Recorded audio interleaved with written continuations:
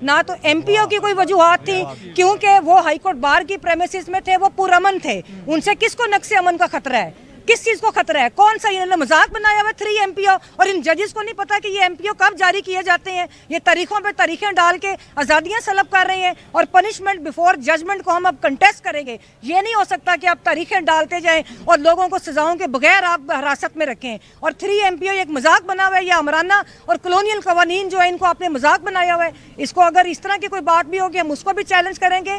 हम लोगों ने हमेशा पुरअमन और आइन और कानून के दायरे में रह के जदोजहद की है, वो जदोजहद हम आगे लेकर जाएंगे। और मैं जुडिशरी को भी सबक बता दूं कि ये सबक हासिल करें कि जब इनके गिरेबानों पे उन्हीं कुव्वतों के हाथ होते थे तो फिर हम लोग ही थे, ये वकला ही थे। पूरे पाकिस्तान केपीके से लेकर कश्मीर, बलोचिस्तान, हर सिंध, पंजाब, पूरा देखें, अगर कोई शहरी बाजियाब नहीं होता और उसके ऊपर इस तरह का जबर किया जाता है, उसके ऊपर रियासती अटैक होता है और वो बाजियाब नहीं होता, तो ये अदालतों की कमजोरी है, ये वकला की कमजोरी नहीं है, ये शहरियों की कमजोरी नहीं है। वो तो एक इतने मुनज़्ज़म निज़ाम के खिलाफ खड़े हुए हैं। ये बिल्कुल बराह रास्त ये अदालतों की कमजोरी है।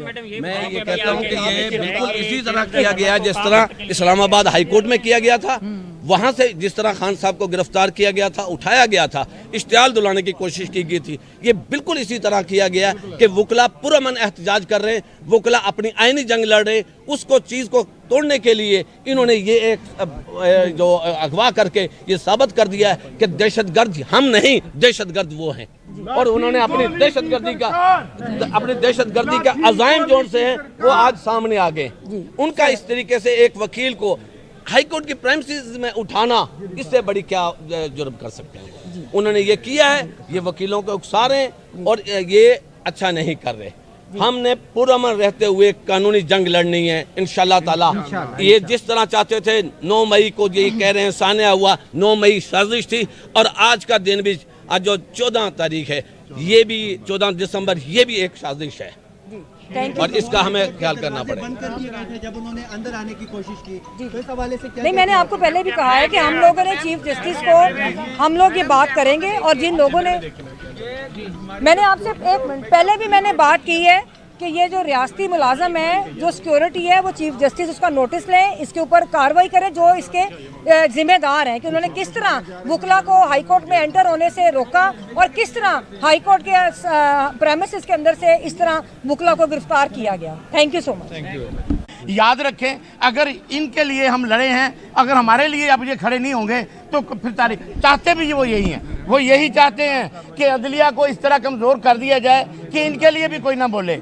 लेकिन इनको अक्ल के नाखून लेने चाहिए, काजी साहब को और chief justice Lahore high court को ये देखना चाहिए, नविश्ता ये दीवार समझना चाहिए कि ये हो क्या रहा है। ये अगला कदम आपकी तरफ है जनाब, आप सोचें, अगर आपकी तरफ आप कदम आया तो वकला के लिए आप अगर आप कोई कदम नहीं उठाएंगे तो ये याद रखें, वकील आपको नहीं छोड़ेंगे, फिर वकील आपको भी छोड़ देंगे, आपको भी सलाम कर देंगे। इसलिए कि फिर हमें आप भी यारों मदद छोड़ेंगे तो हमारे कंधों पे कोई इतना बोझ नहीं है कि हमने खून दे के आपको मजबूत किया है और अब हम इनके हाथों पिसे, आप हमारे लिए एक आईनी और कानूनी ऑर्डर भी ना करें, अफसोस होगा हमें। और हम इस बात पे एहतजाज करते हैं, अगर आपने अब कुछ ना किया तो ये याद रखना, ये हम आपको वार्निंग दे रहे हैं। किसाना साहब, जिस तरह से गिरफ्तारी हुई शेर अफजल मरवत साहब से, लग ये रहा है कि हाई कोर्ट की पुलिस ने फैसिलिटेट किया है तमाम चीजों को, इस चीज को आप किस तरह देखते हैं?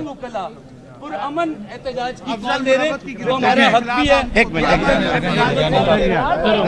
जी नहीं उसको कसाना साहब यहाँ पे खड़े हैं भाईजान, कसाना देखें, कसाना साहब सेंटर में आ जाए। कसाना साहब जी सेंटर में सर, थोड़ा सेंटर में भाईजान 1 मिनट, भाईजान 1 मिनट, भाईजान 1 मिनट, आजा भाईजान 1 मिनट सिर्फ दीजिएगा।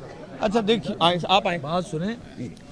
हम चाहते हैं तहरीक इंसाफ की तरफ से पूरा मुल्क, ये जो नाइंसाफी हो रही है ये पाकिस्तान की नाइंसाफी है, ये पाकिस्तानियों की नाइंसाफी है, वो वकला के साथ नाइंसाफी है।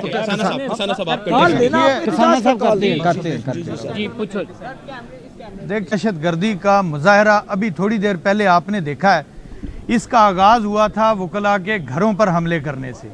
वकील का कसूर क्या है कि वो सिर्फ बुनियादी इंसानी हकूक़ की बात करता है, और उस वकील के साथ जिस वक्त आ जाती है ये बात कि वो किसी सियासी जमात से मुंसलिक है और इस वक्त तो जुर्म बन चुका है कि पाकिस्तान तहरीक इंसाफ का कोई नाम लेने वाला, पाकिस्तान तहरीक इंसाफ के साथ मुंसलिक कोई आदमी, लेकिन हम इस वक्त हाई कोर्ट की इस बिल्डिंग के अंदर खड़े होकर हाई कोर्ट के इन कमरों में बैठे हुए जजेस साहबान से ये सवाल करते हैं कि आपकी अकल कहाँ गई हुई है, आपकी सोच, जिस कॉन्स्टिट्यूशन का आपने हलफ उठाया हुआ है, आप ये बात सोचने पर क्यों मजबूर नहीं हो रहे कि हाई कोर्ट की प्रीमिसेस से एक वकील को उठाया गया है।